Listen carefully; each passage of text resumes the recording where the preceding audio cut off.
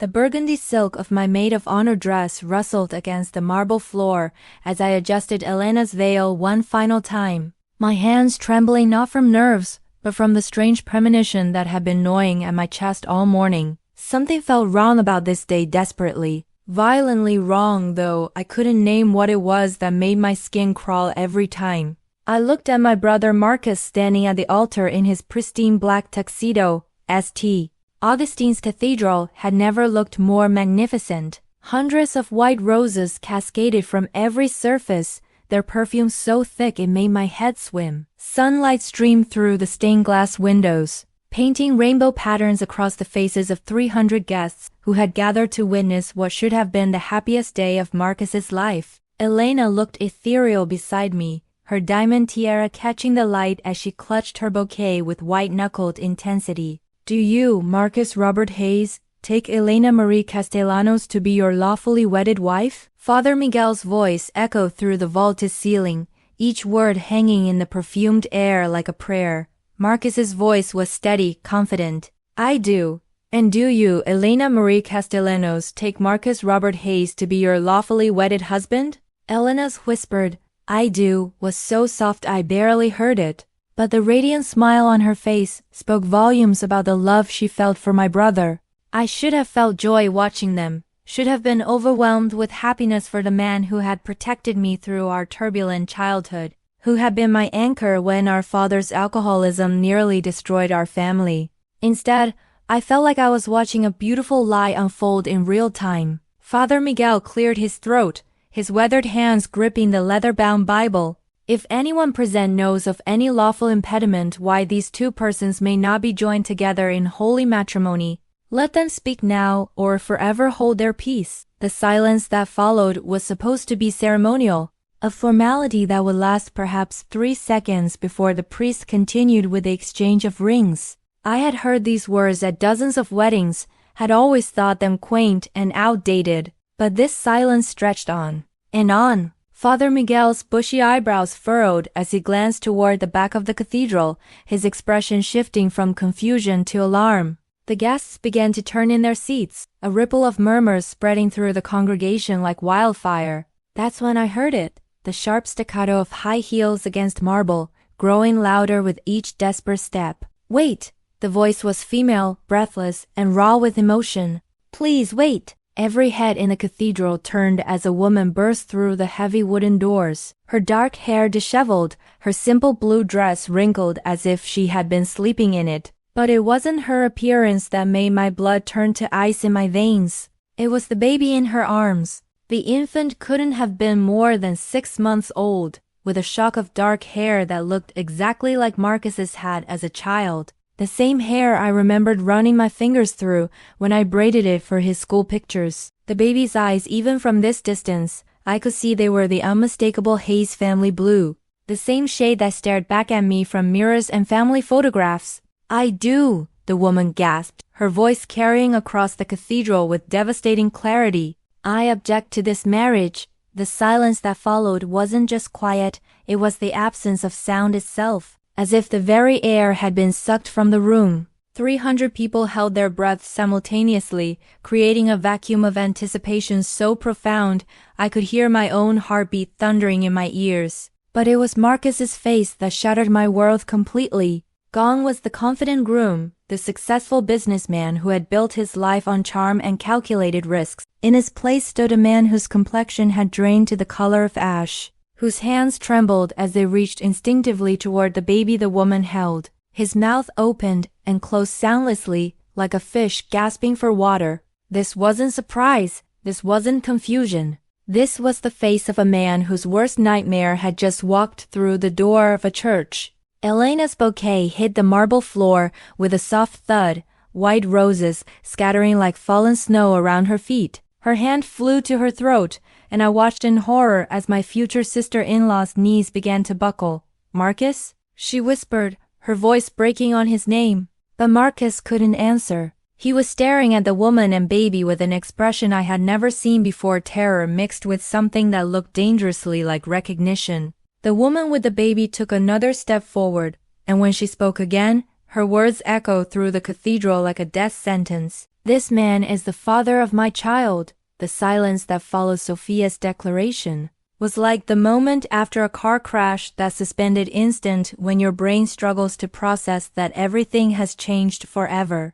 I watched Elena's face crumble in slow motion, her carefully applied makeup beginning to streak as tears she couldn't yet feel started to fall. That's impossible, Elena whispered, but her voice held no conviction. She was looking at the baby, and I could see the exact moment she noticed what I had seen immediately, the unmistakable Hayes family features written across that tiny face like a genetic signature. My mother, Margaret, rose from the front pew with the rigid dignity she had perfected during years of navigating my father's public embarrassments. Her pearl necklace caught the light as she turned to assess the situation, and I recognized the expression on her face, the same calculating look she wore when deciding how to handle a crisis. Damage control mode had been activated. "Security," she said quietly to one of the ushers, but her voice carried in the unnatural quiet. "Please escort this woman." No, the word tore from my throat before I could stop it. Every eye in the cathedral turned to me, and I felt heat rise in my cheeks. But something about the woman's desperation, the way she held that baby like it was her only lifeline, made me step forward instead of backing down. "Catherine, what are you doing?" Elena's voice was barely above a whisper, but I could hear the plea in it. Asterisk, don't make this worse. Don't make this real. Asterisk, but it was already real.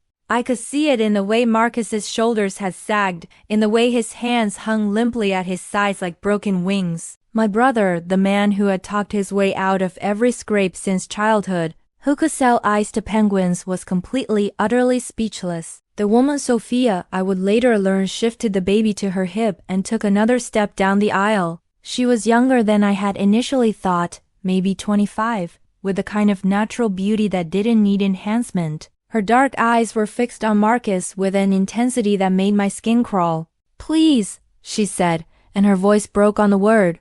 "I didn't want to do this here. I called you, Marcus. I texted you. I went to your office, but your secretary said you were unavailable. This is the only way I could reach you." Elena made a sound like a wounded animal, and I moved instinctively to catch her as she swayed. Her body was trembling so violently, I was afraid she might collapse entirely. "Liar," Elena breathed, but she was looking at Marcus, not Sophia.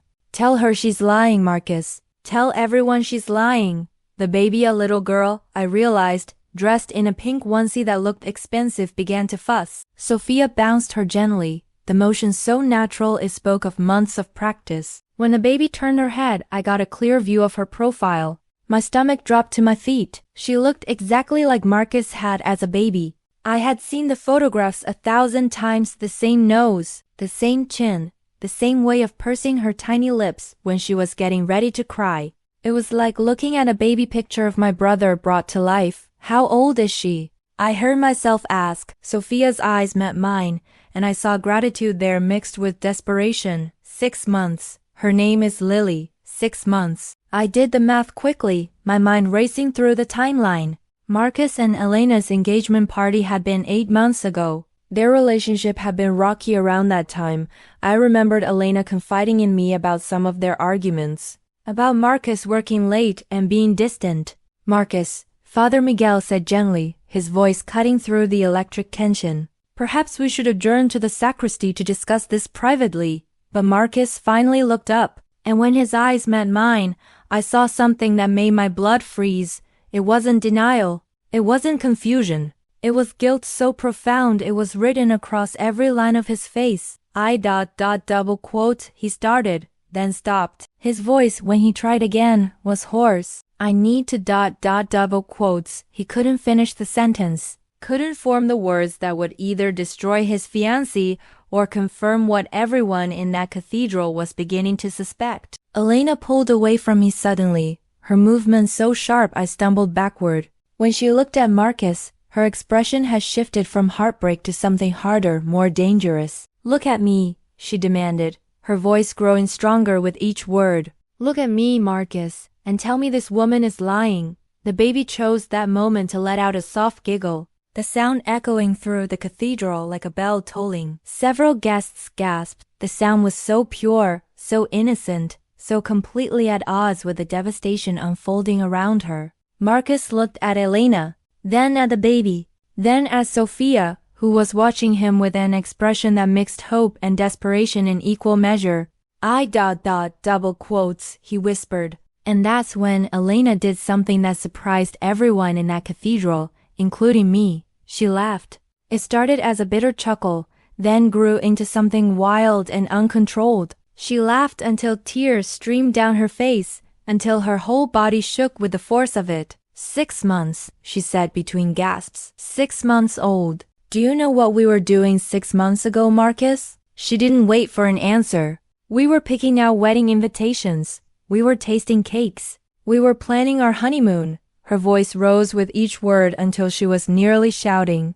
And you were making a baby with someone else. The words hung in the air like a curse, and I watched my brother's face crumble completely. As Elena's bitter laughter echoed through the cathedral, memories began flooding back to me with startling clarity, details I had dismissed, conversations I had forgotten, moments that now seemed heavy with significance. Standing there in my burgundy silk dress, watching my brother's world collapse, I felt like a detective who had been staring at clues for months without recognizing them. The late-night phone calls, they had started about 8 months ago, always when Elena wasn't around.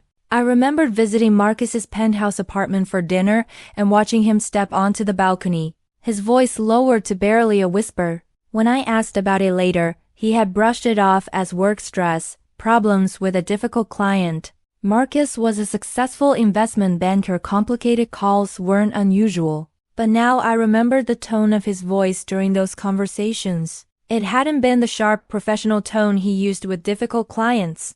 It had been gentle, pleading, almost, the way he'd been acting around babies. 3 months ago, Elena's sister had brought her newborn to a family barbecue. I had watched Marcus holding little Timothy, studying his tiny features with an intensity that had seemed odd at the time. When Timothy started crying, Marcus had known exactly how to soothe him, the precise rocking motion, the soft humming that immediately calmed the infant. "You're a natural," Elena had said, beaming at him. "You're going to be such a wonderful father someday." Marcus had gone pale and handed the baby back immediately, mumbling something about needing another drink. I had attributed it to pre-wedding jitters, fear about commitment. Now I wondered if he had been thinking about another baby, entirely a baby who shared his DNA, the mysterious trips to Chicago. Business development, he had told Elena when she questioned his frequent weekend absences. The company was looking to expand their Midwest operations, and Marcus was spearheading the initiative. It made sense. Marcus was ambitious, driven, exactly the kind of employee who would volunteer for extensive travel. But I worked in finance too, and I knew that business development meetings didn't typically happen on weekends. They didn't require overnight stays for what Marcus claimed were day-long presentations. And they certainly didn't make someone return home looking emotionally drained rather than professionally energized. Sophia had an accent I couldn't quite place, definitely Midwestern, possibly Chicago. The pieces were falling into place with sickening clarity. The credit card statement I had accidentally seen 2 months ago. I had been helping Elena plan the bridal shower when Marcus's American Express statement had fallen out of a stack of papers on his kitchen counter.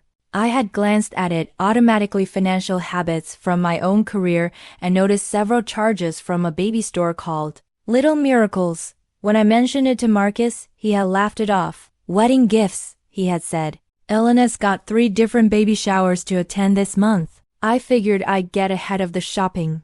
I had believed him because I wanted to believe him, because the alternative was unthinkable. But now, looking at the baby in Sophia's arms, I could see expensive clothes, designer accessories that suggested someone with Marcus's taste and his budget had been involved in her care. The change in his intimacy with Elena, this was something Elena had confided in me just last month during one of our wedding planning sessions. She had been worried, she said, about how distant Marcus had become. Their physical relationship had changed. He seemed distracted, guilty even during intimate moments. "It's like he's somewhere else entirely," she had whispered over champagne and fabric samples. "Sometimes I catch him looking at me like he's trying to memorize my face, like he's already saying goodbye." I had reassured her that it was normal pre-wedding anxiety, that all men got cold feet. But sitting in my memory now, I could see that Elena's instincts had been right.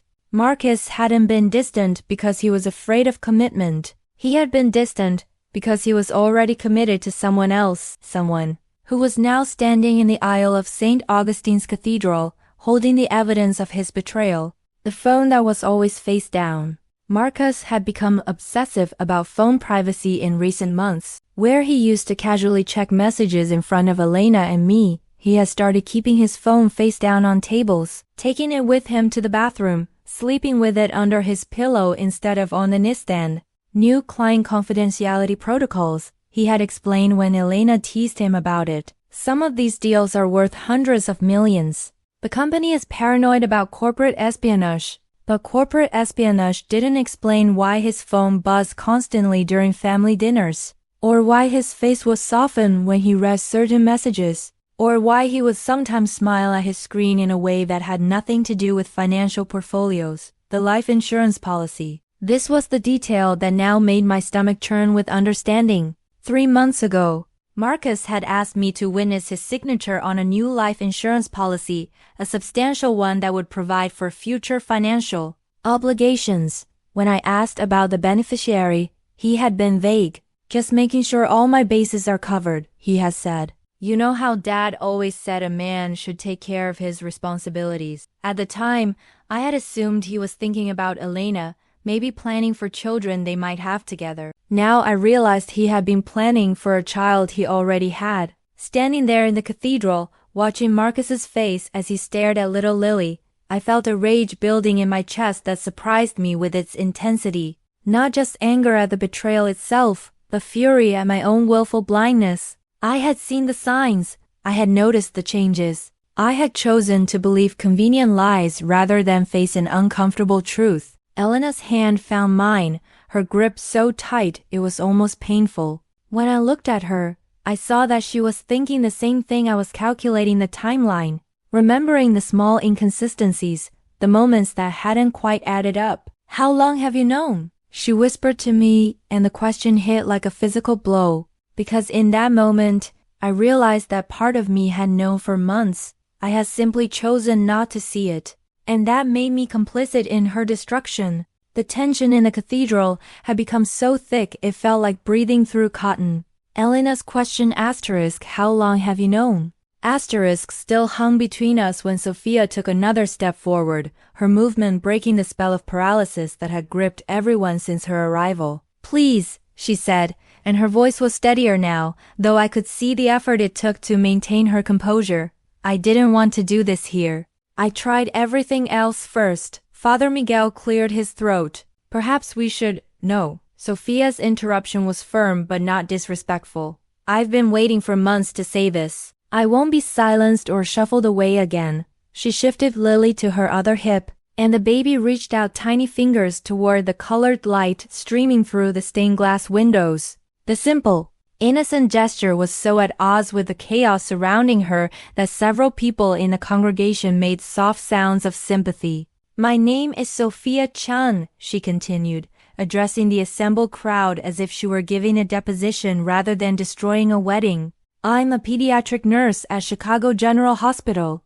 18 months ago, I was working a double shift in the NICU when a man came in to visit his business partner's premature son. She looked directly at Marcus, and I saw him flinch. That man told me his name was Mark Harrison. He said he was in town for a conference, that he'd seen me through the window and had to meet me. He was charming, funny, and he seemed genuinely interested in the work I was doing with the babies. Elena made a strangled sound, and I reached for her hand again. It was ice cold. We started dating, Sophia continued, her voice gaining strength. Long distance at first. He said he lived in Boston, worked in finance. He would fly to Chicago every few weekends, sometimes for a whole week when he claimed to have business there. He was generous, attentive. He told me he'd been hurt before, that he was gun-shy about commitment, but that I was different. The baby began to fuss, and Sophia bounced her automatically while continuing to speak. 8 months ago, he told me he loved me. He said he was ready to take things to the next level, that he wanted to introduce me to his family. But there were always delays, business trips, family emergencies, reasons why it wasn't quite the right time. I felt Elena trembling beside me as the timeline became clear. 8 months ago had been right around the time of their engagement party, when Marcus had seemed distracted and distant. When I found out I was pregnant, Sophia's voice caught slightly. I was terrified but also hopeful. I thought maybe this would finally push him to commit, to make our relationship official. When I told him, he seemed shocked but also happy. He promised he would figure everything out, that he would take care of us. She looked down at Lily with such tenderness it made my chest ache. He was there for some of the doctor's appointments, the ones he could make when he was in town. He bought the crib, the car seat, all the expensive things I couldn't afford on a nurse's salary. When Lily was born, he was holding my hand in the delivery room. Several women in the congregation were crying now. Even I felt tears pricking at my eyes as I imagined Marcus in that delivery room, witnessing the birth of his daughter while engaged to another woman. But something changed after she was born, Sophia continued, and her voice hardened. The visits became less frequent, the calls were shorter. When I asked about meeting his family, about making things official, he always had excuses. I started to get suspicious. She reached into her purse with one hand, still balancing Lily with the other, and pulled out what looked like printed photographs. 2 weeks ago, I hired a private investigator. Her words fell like stones into water, sending ripples of shocked murmurs through the crowd. I needed to know why the man I loved, the father of my child, seemed to be living a double life. She held up one of the photographs, and even from my position several feet away I could see it clearly. It was Marcus and Elena at a restaurant, their hands intertwined across the table, both wearing the radiant smiles of people deeply in love. Imagine my surprise, Sophia said, her voice dripping with bitter irony, when I discovered that Mark Harrison was actually Marcus Hayes and that he was engaged to be married to someone else. Imagine how I felt when I realized that while I was giving birth to his daughter, he was tasting wedding cakes with his fiancée. Elena made a sound like she'd been physically struck. She pulled her hand away from mine and pressed both palms to her mouth, staring at Marcus with an expression of complete devastation. I called him, Sophia continued relentlessly. I texted him.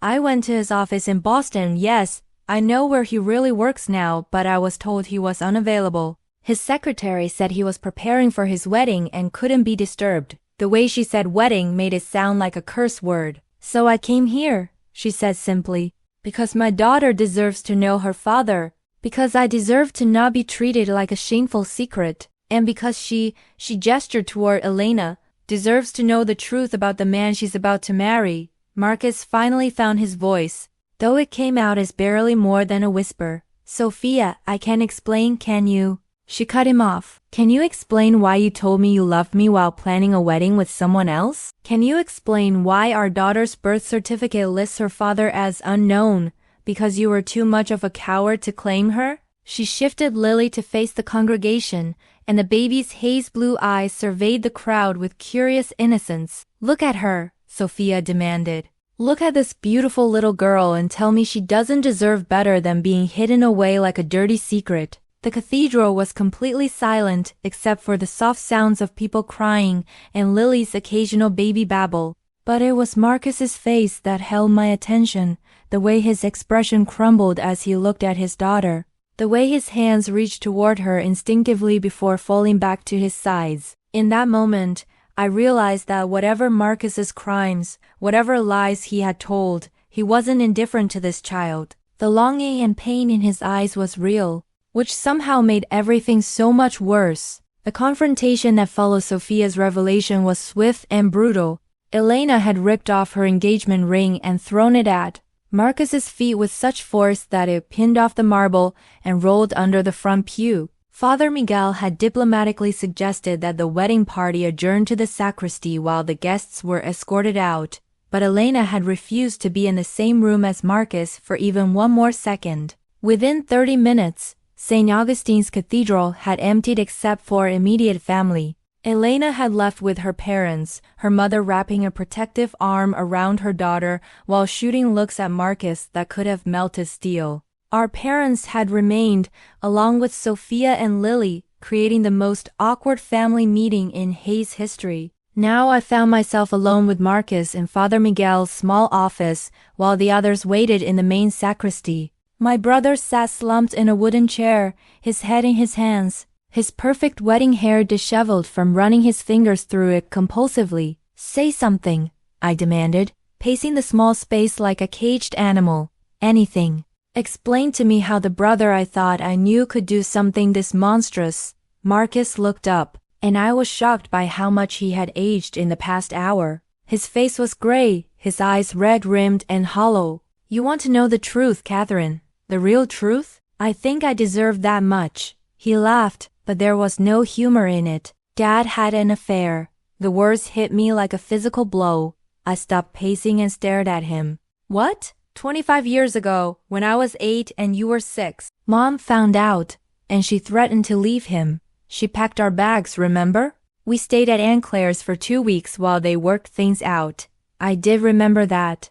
I remember being confused about why we were suddenly living with our aunt, why Mom cried when she thought we weren't looking, why Dad looked like a ghost when he came to pick us up for awkward weekend visits. "I found out about it by accident when I was in college," Marcus continued, his voice flat and emotionless. "I was home for Christmas, and I overheard them fighting. Dad was drunk, when wasn't he? And he was throwing it in Mom's face, saying she had no right to judge him for anything because she had forgiven worse." My legs felt suddenly weak. I sank into the chair across from him. "Marcus ... The woman he had the affair with got pregnant, Catherine. Dad has another son, our half-brother. He's been sending money to them for 25 years, money Mom has known about and agreed to keep secret." The room spun around me. Everything I thought I knew about our family, about our parents' marriage, about the foundation of my own understanding of love and commitment, crumbled like a house of cards. "You're lying," I whispered, but even as I said it, I knew he wasn't. Too many pieces suddenly made sense. The mysterious monthly withdrawals from their joint account. The way Mom sometimes got a particular look on her face when other people talked about marital problems. The reason Dad had never been able to meet my eyes when he gave me relationship advice.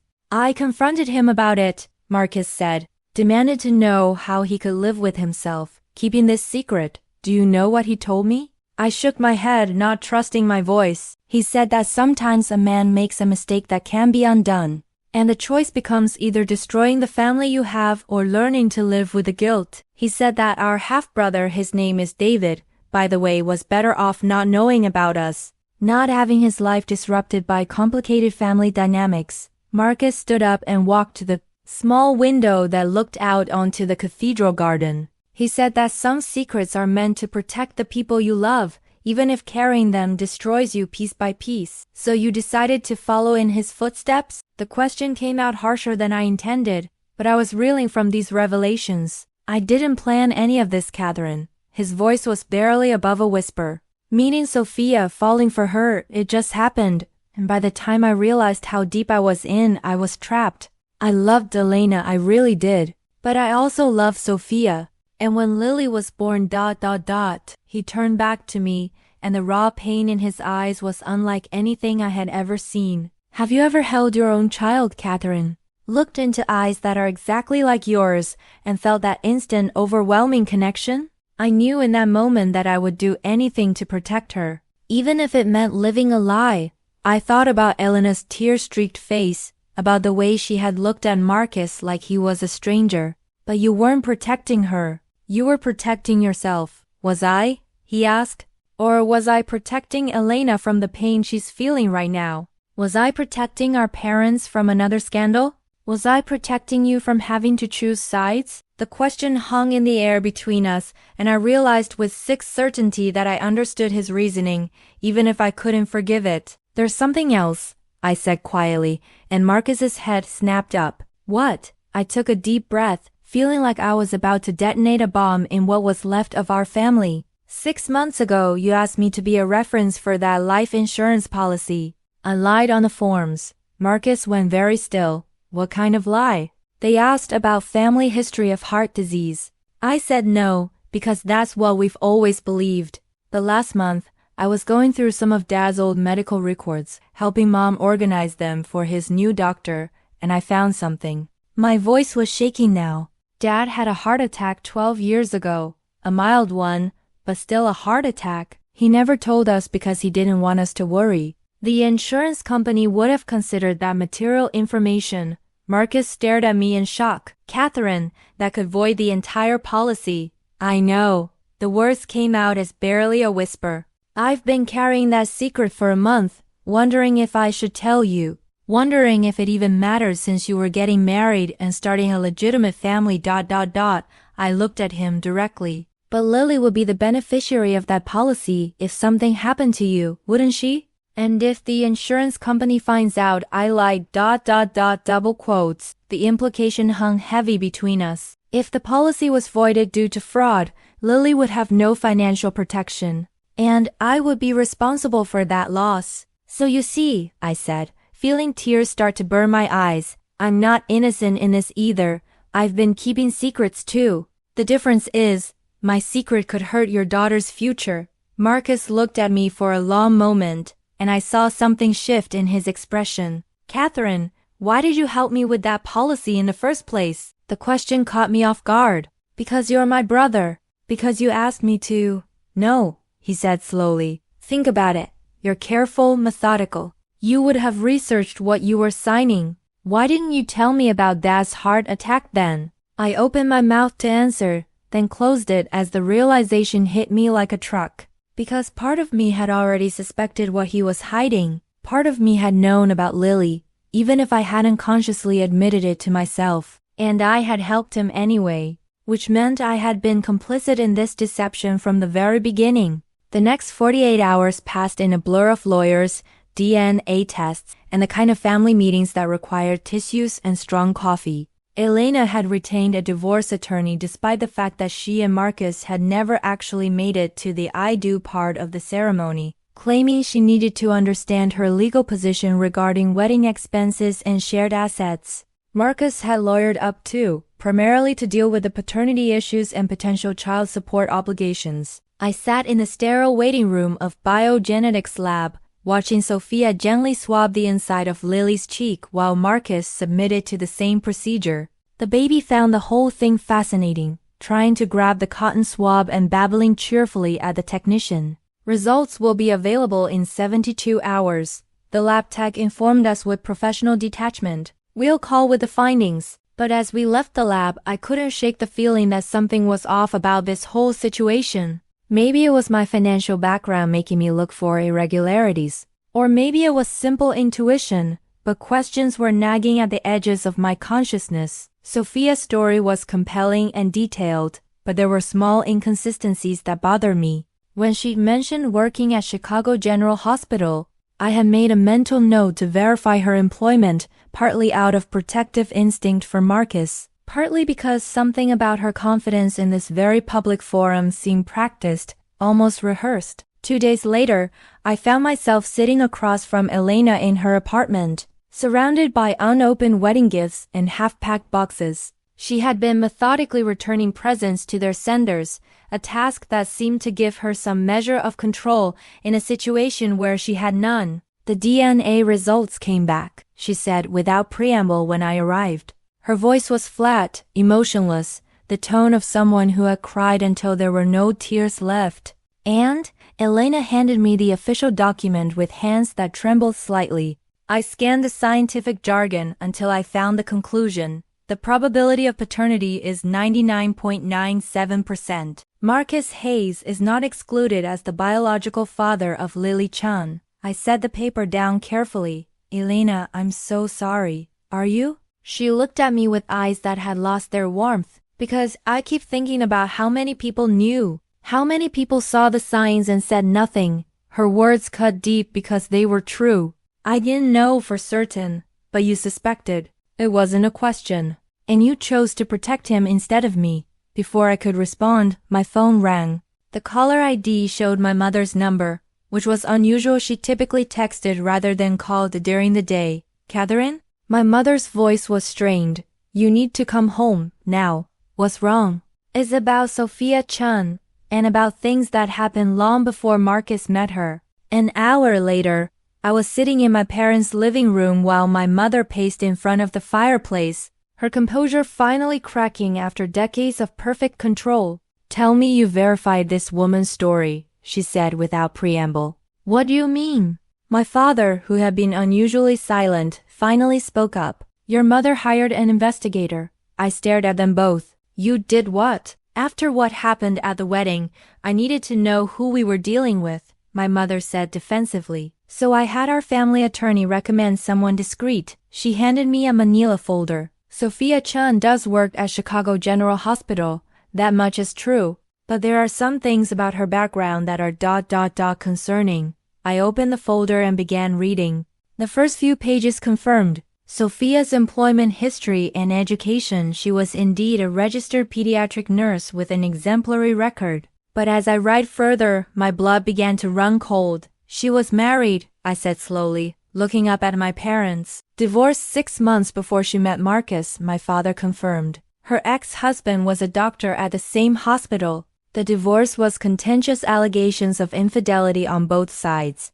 I kept reading. "She filed a paternity suit against her ex-husband last year, claiming he was the father of another child. The DNA test was negative." "Keep reading," my mother said grimly. The next section detailed Sophia's financial situation. She was drowning in debt, student loans, credit cards, medical bills from fertility treatments she had undergone during her marriage.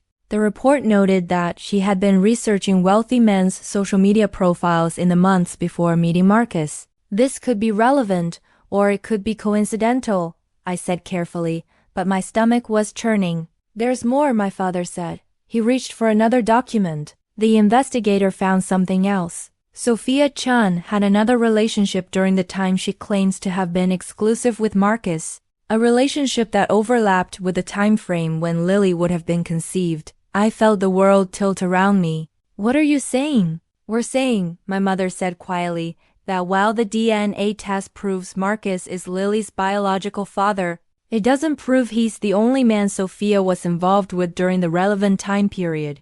And it doesn't prove that her motives for pursuing this relationship were entirely romantic. The Jones doesn't prove that her motives for pursuing this relationship were entirely romantic.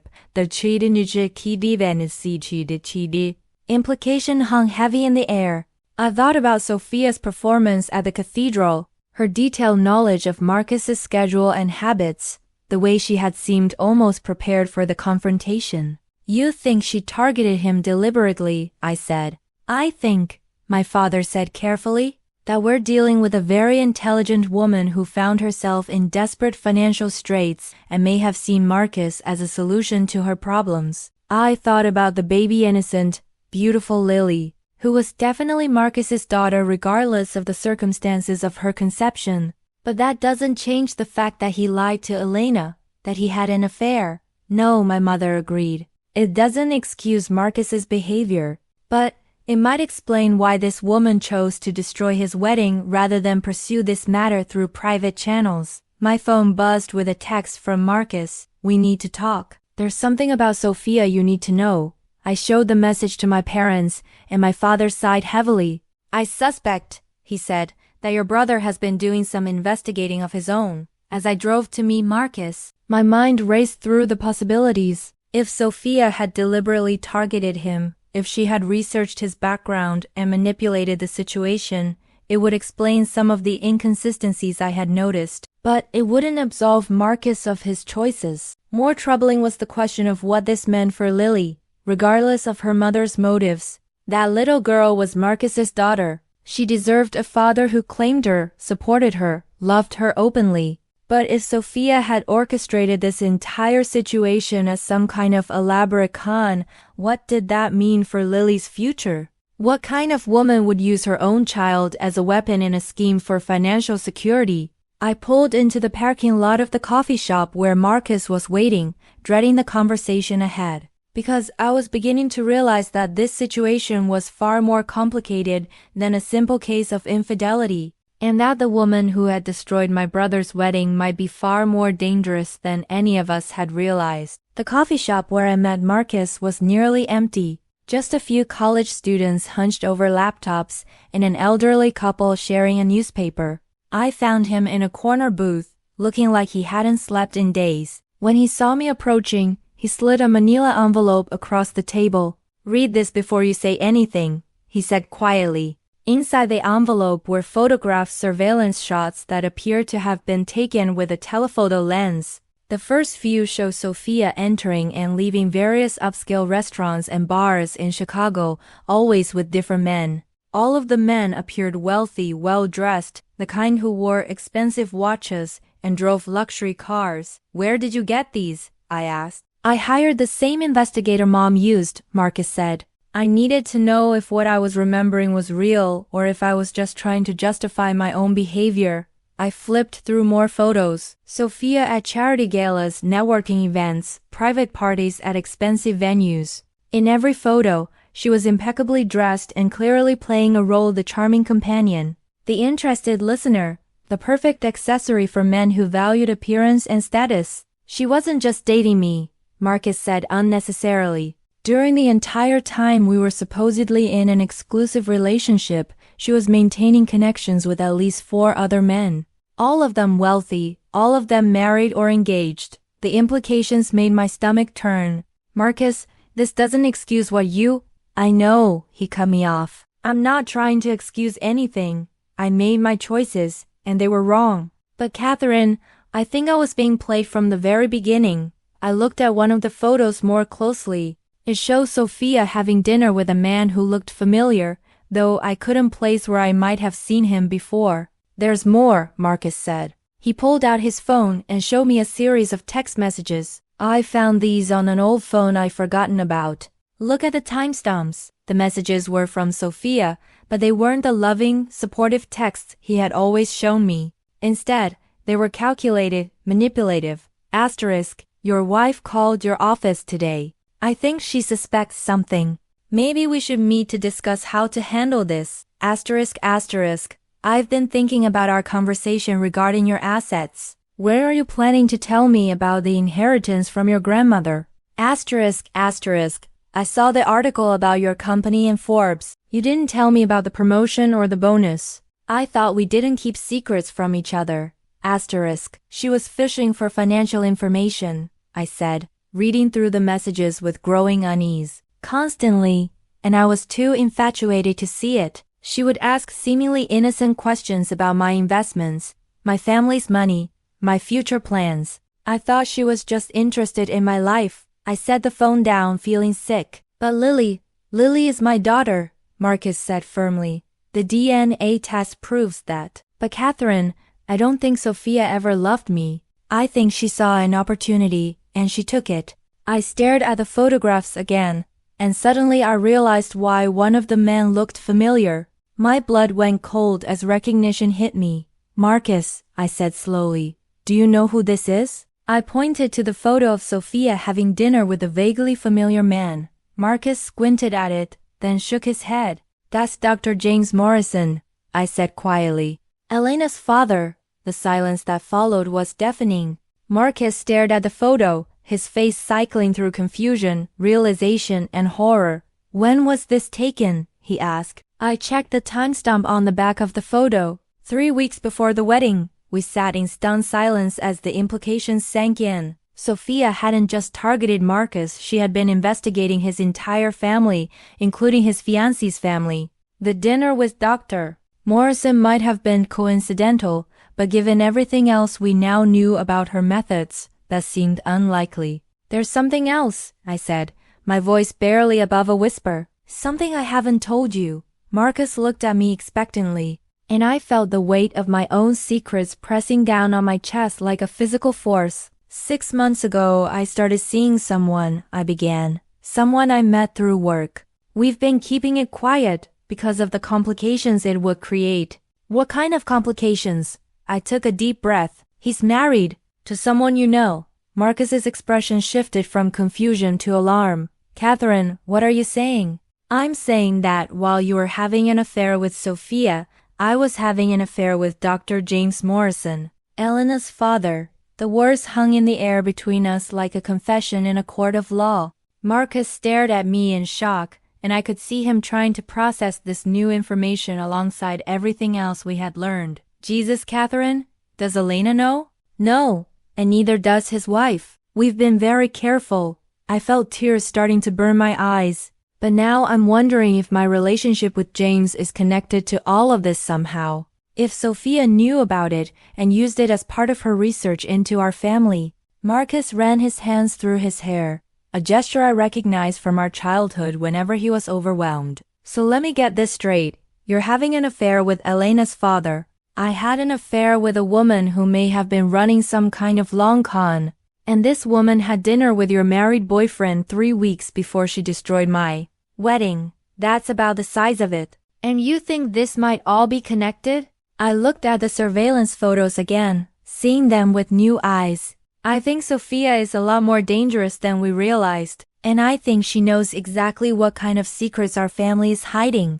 My phone buzzed with a text message. When I looked at it, my blood turned to ice. The message was from an unknown number. Asterisk, we need to talk. I know about James. I know about the insurance fraud. I know about your father's other son. If you want to protect your family, meet me tonight, alone. Asterisk, it was signed simply. Asterisk S. Asterisk, Marcus saw my expression and grabbed the phone. After reading the message, he looked at me with something approaching panic. She knows everything, he said. How is that possible? Because she's been planning this for months, maybe longer. And we've all been too wrapped up in our own secrets to see what was happening. I stared at the message, my mind racing. Sophia didn't just want money or recognition for Lily. She wanted something much more dangerous. She wanted leverage over our entire family, and now she had it. I met Sophia at the abandoned pier on Boston Harbor, a location she had specified in a follow-up text. The February wind cut through my coat like ice,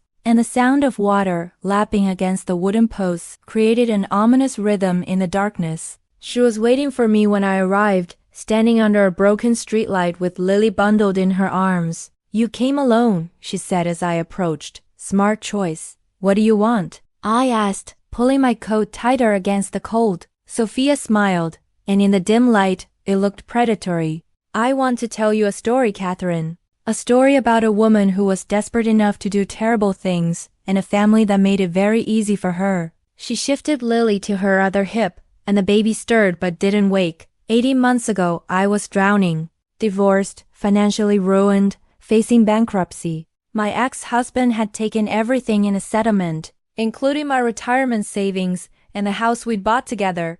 I said nothing, waiting for her to continue.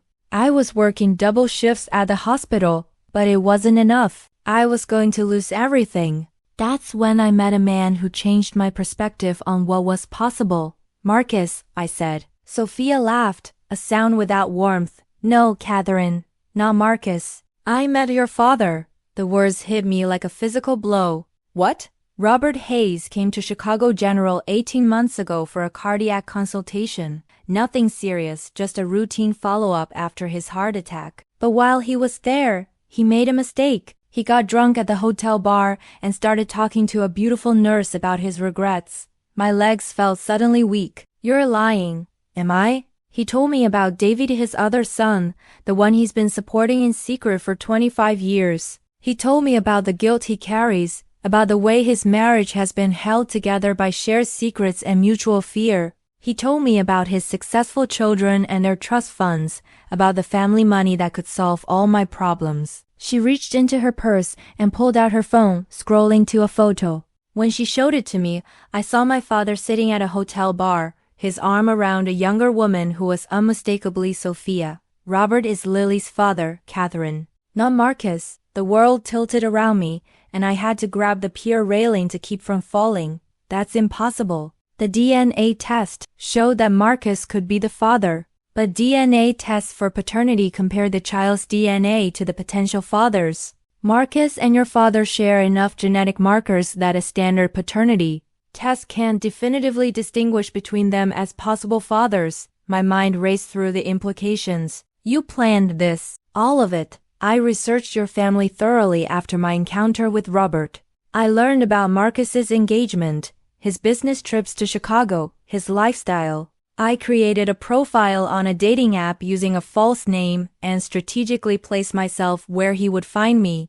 Men like Marcus are predictable. They can't resist a beautiful woman who seems interested in their success. I stared at her in horror. But why Marcus? Why not just go after my father directly? Sophia's expression turned cold. Because Robert already has one secret child he's been paying for.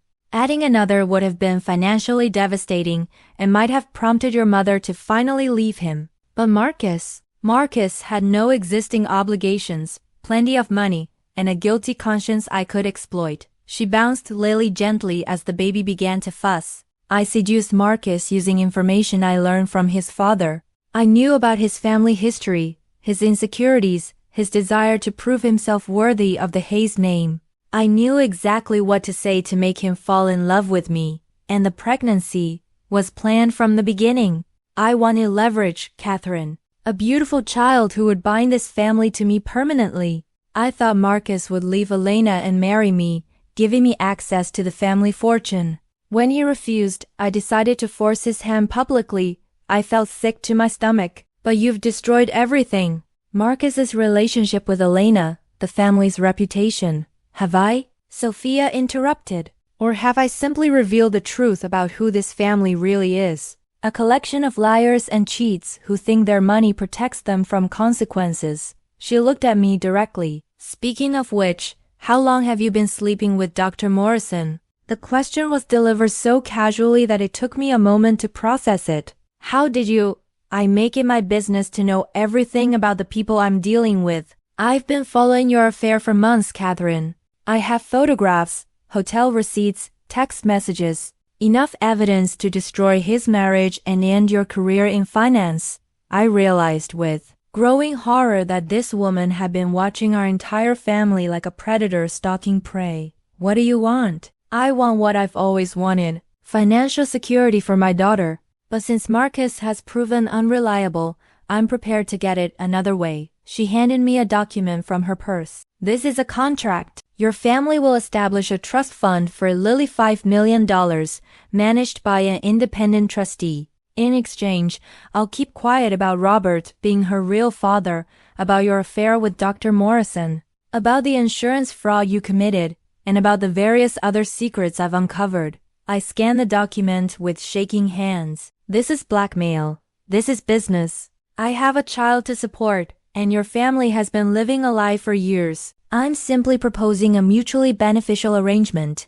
And if we refuse? Sophia smiled that predatory smile again. Then Elena learns that her father has been having an affair with her former future sister-in-law. Marcus learns that the daughter he's grown to love isn't biologically his. Your mother learns that her husband had another affair and another child. And the insurance company learns about your fraud, which could result in criminal charges. I looked at Lily sleeping peacefully in her mother's arms, oblivious to the chaos surrounding her. She's just a baby. She doesn't deserve to be used as a weapon. You're right, Sophia said, and for a moment her expression softened. She deserves a secure future, which is exactly what I'm trying to provide for her. Your family has more money than they could spend in 10 lifetimes. I'm asking for a small fraction of that to ensure my daughter never wants for anything. And you'll disappear? Leave us alone? I'll be a discreet presence in Lily's life. She deserves to know her heritage, even if the circumstances of her conception are complicated. I stared at the contract, my mind reeling from everything I had learned. My father was Lily's real father. Sophia had orchestrated this entire situation as an elaborate blackmail scheme. And I was now being forced to choose between protecting my family's secrets and enabling her extortion. I need time to think, I said. You have 24 hours, Sophia replied. After that, I start making phone calls. As I walked back to my car, leaving Sophia and Lily standing on that dark pier, I realized that everything I thought I knew about my family, about loyalty, about love itself, had been built on a foundation of lies. And now those lies were about to cost us everything. 6 months later, I sat in the waiting room of Chicago General Hospital, watching Sophia gently feed Lily a bottle while we waited for our appointment with the family court mediator. The trust fund had been established as she demanded, but the legal complexities of the situation paternity fraud, blackmail, custody rights, had required months of negotiation. Lily had grown into a beautiful 8-month-old with my father's eyes and my grandmother's smile. Despite everything that had happened, despite the manipulation and lies that had brought her into the world, she was an innocent child who deserved love and stability. She looks more like him every day, Sophia said quietly, following my gaze. There was no malice in her voice now, just the exhaustion of someone who had won a battle but lost pieces of herself in the process. How do you live with it? I asked, knowing what you did to get here. Sophia was quiet for a long moment, stroking Lily's fine dark hair.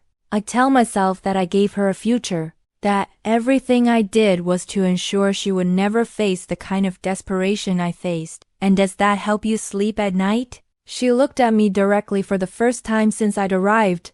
Do the lies you told yourself help you sleep any better? The question was fair. I had spent the last 6 months in therapy, trying to understand how I had become someone who could commit insurance fraud, enable my brother's deception, and have an affair with my best friend's father. The woman I thought I was would never have done those things, but the evidence suggested I had never really known myself at all. My parents are getting divorced, I told her. After 28 years of marriage, my mother said she finally realized that staying together for the sake of appearances wasn't protecting anyone, it was just enabling more lies. Sophia nodded. And your brother? In therapy too. He's been visiting Lily regularly. We thought it was important for her to have a stable male figure in her life, even if he's technically her half-brother rather than her father. The irony wasn't lost on me. Marcus, who had been innocent of fathering Lily but guilty of adultery, has stepped up to be the father figure she needed. My actual father, who was her biological parent, had been too ashamed and too broken by my mother's departure to take responsibility for yet another child. What about Elena? This was the question I had been dreading. She's engaged to someone else, a pediatrician she met through her work. The wedding is next month. Sophia raised an eyebrow. Were you invited? No, and I don't blame her. I destroyed her trust, her relationship, her vision of her future. Some things can be forgiven, but some things can. I thought about this carefully. I think forgiveness is less about the person who wronged you and more about refusing to let their actions define your future.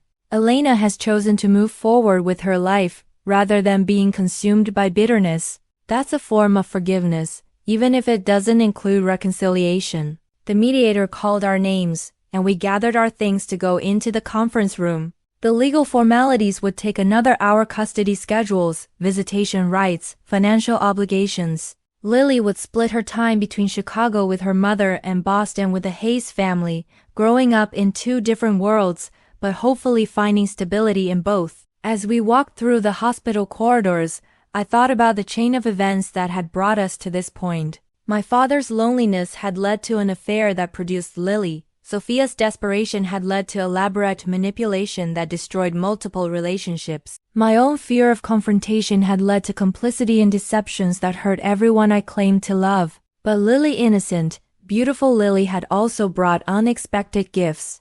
Marcus had found purpose in becoming her protective big brother.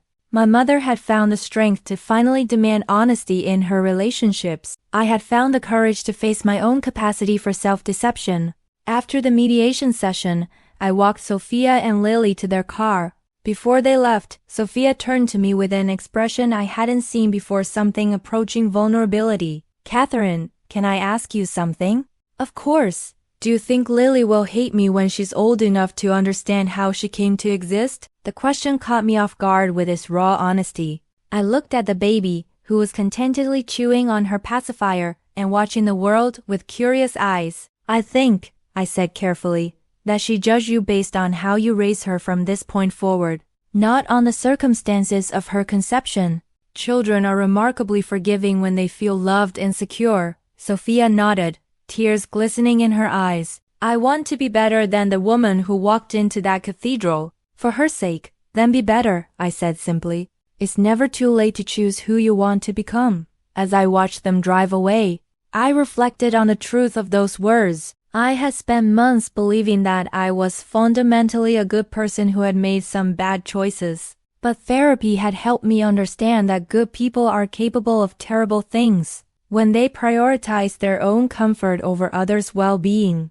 The real work wasn't in justifying or excusing my actions, it was in rebuilding myself into someone worthy of the trust I had betrayed. I drove home to my new apartment, smaller and less luxurious than the place I had shared with the illusion of my perfect life. On my kitchen table was a letter that had arrived that morning, my acceptance into a volunteer program that provided financial counseling to families in crisis. It wasn't absolution. Nothing could undo the pain I had caused Elena, the trust I had broken, the lies I had enabled. But it was a beginning, a chance to use my skills to help people navigate financial desperation without resorting to the kind of manipulation that had destroyed so many lives. As the sun set over the city, I thought about the different ways people responded to crisis. Some, like Sophia, chose manipulation and deceit. Others, like Elena, chose honesty and rebuilding. Still others, like my father, chose denial and retreat.